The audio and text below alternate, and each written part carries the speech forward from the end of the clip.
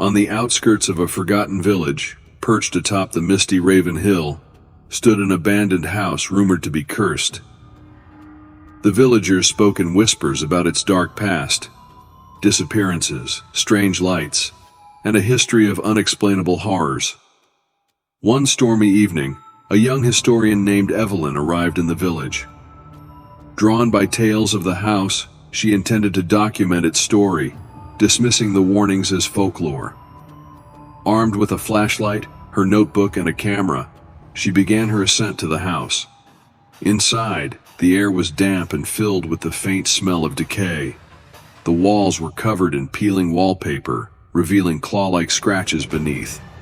Evelyn noticed an old mirror hanging crookedly in the hallway, reflecting the dim flicker of her flashlight. But when she turned to inspect it, a shadowy figure darted across the reflection behind her. Startled, Evelyn spun around. The hallway was empty. She whispered to herself, "It's just the storm, nothing more." But the creaks in the floorboards above told a different story. She climbed the stairs, each step echoing into the oppressive silence. Reaching the second floor, Evelyn found a child's room. The bed was neatly made, but the air was cold enough to see her breath. A box of toys sat in the corner, untouched by time. She reached for an old wooden jack in the box. As she turned the handle, a haunting lullaby played. It stopped abruptly, and the jack burst out, not as a clown, but as a grotesque figure with hollow eyes and sharp teeth. The room's door slammed shut behind her. Evelyn screamed, dropping the toy, and scrambled for the door. When she finally opened it, the hallway was no longer the same. The house was shifting, alive. Evelyn tried to retrace her steps but found herself in an unfamiliar room filled with antique furniture covered in white sheets. A gramophone in the corner began to play on its own. The tune was eerily cheerful, clashing with the dread that gripped her.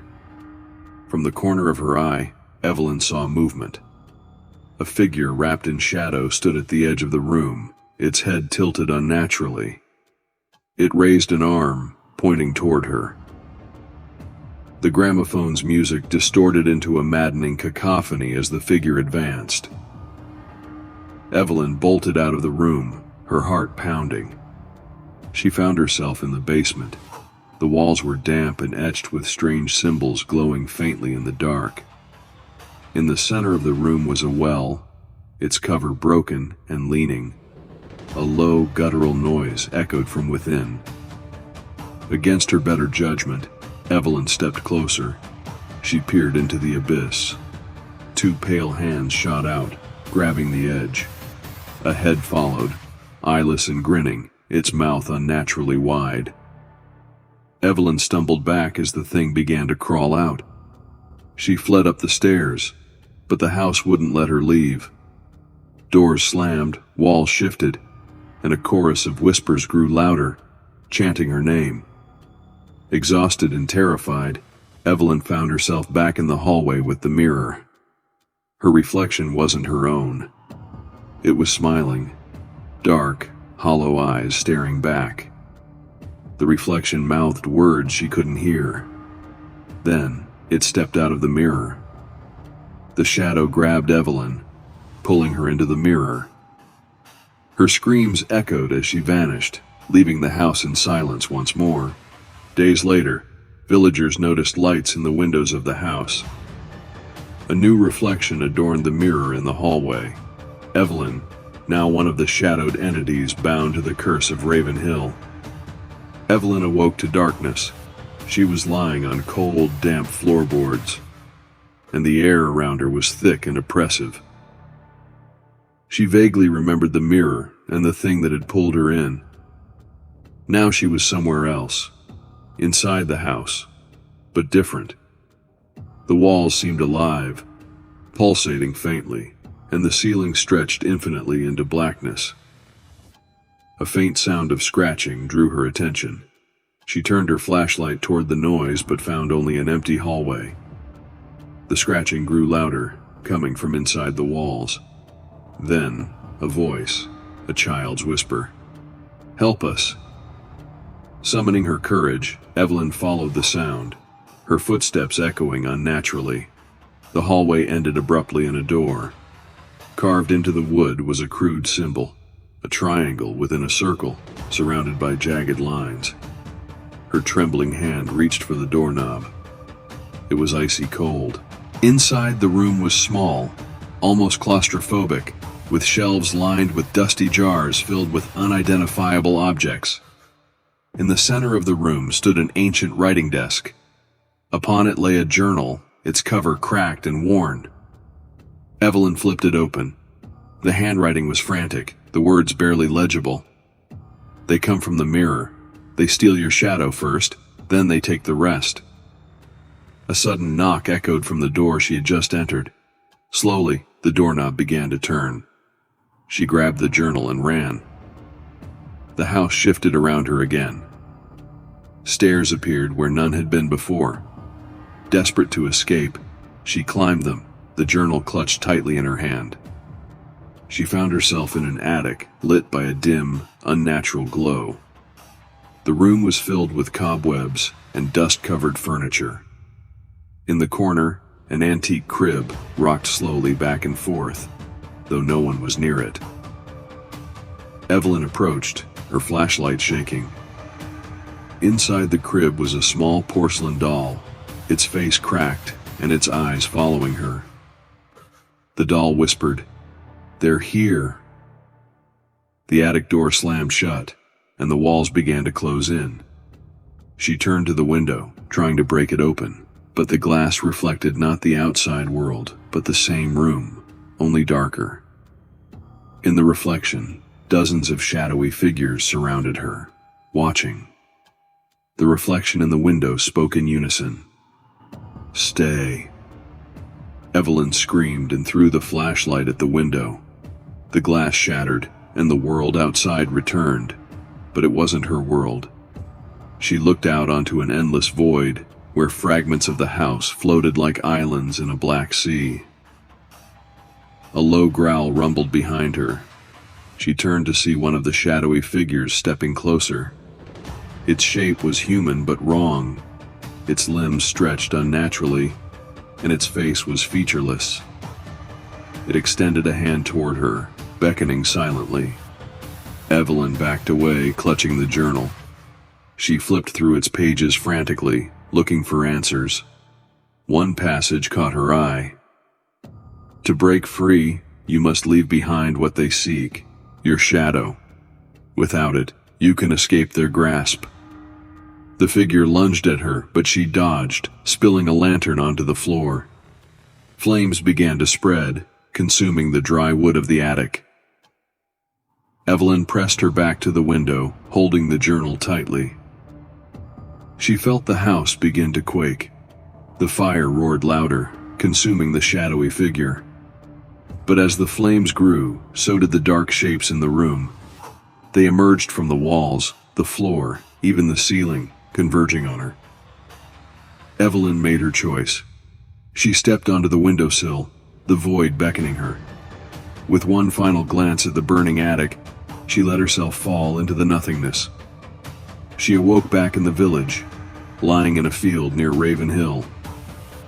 The house was gone, replaced by scorched earth and ash. The journal lay open beside her, its pages now blank. She touched her face, her arms. Everything seemed normal. But as she stood, she noticed her shadow no longer followed her. In the days that followed, Evelyn tried to return to her normal life. But every reflection she passed now showed something lurking just behind her, watching. The house might have let her go, but it hadn't truly let her leave. Hidden in the quiet village of Watton-under-Edge, England, lies a building so steeped in darkness that its very walls seem to whisper. The ancient Ram Inn, nearly 900 years old, is no ordinary inn. It is a place where the veil between the living and the dead is thinner than a whisper, a place where countless have claimed to hear the voices of the past, feel icy hands in the dark, and even see the spectral shapes of those who never truly left. The ancient Ram Inn was built in 1145 on land believed to have been a pagan burial ground. From the start, whispers of restless spirits plagued the site. It first served as a house for masons and priests, but what should have been a holy sanctuary quickly became something far more sinister. It said that rituals, dark and forbidden, were conducted here, tainting the ground with blood and binding its history to unspeakable horrors. In 1968, the ancient Ram Inn gained a new owner, John Humphreys. From the moment he stepped foot inside, the house seemed to resist him. On his very first night, he claimed to have been dragged from his bed by unseen forces. But rather than flee, John decided to stay, driven by an obsession to uncover the inn's secrets. Deep beneath the creaking floors lies the most infamous part of the ancient Ram Inn, the basement, known as the sacrificial chamber. John discovered skeletal remains and evidence of ritualistic killings buried in the dirt floor. The chilling discovery confirmed what many already feared. This house was a gateway to the underworld. One of the most notorious spirits tied to the inn is the witch, said to have been burned alive in the 1500s for practicing sorcery. Her presence is most often felt in the witch's room, where guests have reported an overwhelming feeling of dread, disembodied voices, and even a spectral figure sitting in the corner, watching, waiting. Visitors to the inn often report violent poltergeist activity, furniture moving on its own, glasses shattering without warning, and even heavy objects hurled across rooms. John himself claimed that these outbursts were the spirits' way of showing their anger, their refusal to be forgotten. Not all spirits trapped in the ancient Ram Inn are victims. Some were predators in life, and remain so in death. Among the most feared is the entity known as the High Priest. Believed to be the leader of the pagan rituals that once defiled this ground, his malevolent presence lingers in the attic. Visitors often describe an oppressive force that seems to invade their minds, filling them with dread and forcing some to flee the house entirely. The bishop's room, ironically named, is considered one of the most active parts of the inn. Here, witnesses claim to have seen ghostly monks standing silently in prayer, shadow figures darting across the walls, and an unseen force pressing down on their chests as they sleep. Many believe these spirits are remnants of the clergy who once resided here, and perhaps paid the price for their sins. Among the many spirits said to haunt the inn is that of a young girl named Rosie. Legend has it she was sacrificed during one of the pagan rituals that cursed the land. Her cries can often be heard in the dead of night, and some visitors have reported feeling a small, icy hand clutching their own. Perhaps the most disturbing presence is that of the succubus, a demonic entity that preys on the living.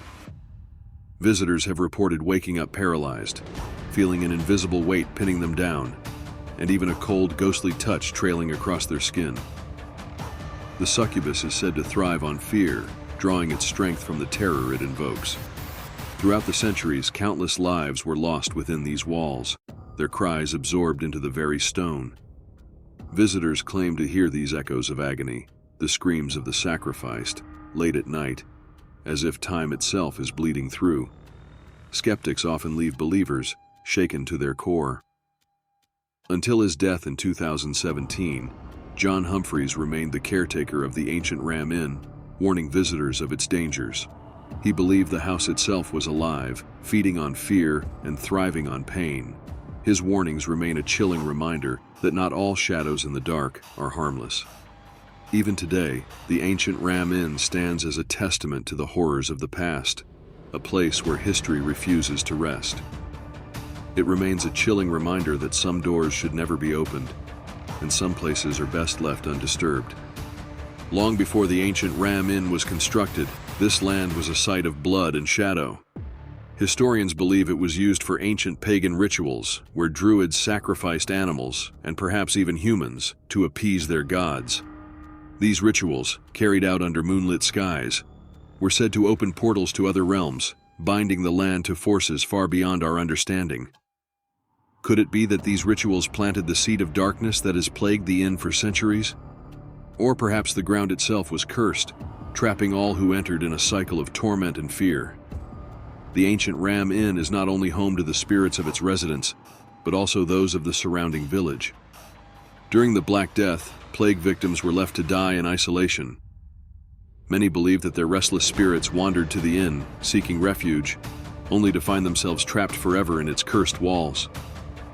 To this day, visitors report hearing ghostly coughs, the faint sound of prayers, and shadows lurking in the hallways, shadows that do not belong to the living. John Humphreys was no stranger to the terrors of the inn. One night, as he was repairing the roof, he felt a sudden, icy grip on his arm. Turning, he saw nothing, but the invisible force yanked him backward, nearly causing him to fall to his death. He claimed the house was alive, that it was trying to rid itself of him for uncovering its secrets. But John refused to leave. "If I die here," he said, "at least I'll know what's haunting me." He never did find all the answers, but he believed the spirits of the house had begun to see him as one of their own. It is said that those who built the inn, many of whom died young from accidents and disease, never left. Guests have reported hearing the clinking of tools, the muffled sound of voices in conversation, and footsteps echoing through empty halls. Some believe these residual spirits are reliving the moments of their untimely deaths, endlessly working on a house that was never meant to stand. Many believe the basement of the ancient Ram Inn is more than just a sacrificial chamber. It is a portal to hell itself. Visitors describe feeling an overwhelming, malevolent presence, as if the walls are alive and watching. Some have even claimed to see shadowy figures climbing out of the ground, their faces twisted in unspeakable horror. If the portal is real, then it begs the question, what lies beyond it, and why does it remain open? Over the years, countless guests have left the inn in terror, many refusing to return for their belongings. One visitor awoke to find her bed levitating, her screams drowned out by maniacal laughter echoing from the walls. Another described seeing a pale figure crawling toward her on all fours, its mouth stretching unnaturally wide as it whispered her name. For some, the memories of their time here haunt them as much as the spirits themselves. The ancient Ram Inn remains a mystery, its walls holding secrets that may never be unraveled. For those brave or foolish enough to step inside, remember this: what you encounter may follow you home, for the ancient Ram Inn is not just haunted, it is alive. The ancient Ram Inn stands as both a relic of the past and a doorway to the unknown. Its walls bear witness to centuries of human fears and darker forces beyond comprehension. Some visit seeking proof of the supernatural. Others simply wish to survive the night. Few leave unchanged. But be warned, if you dare to step across its threshold, you may find that what resides within the ancient Ram Inn isn't waiting for an invitation. It's waiting for you.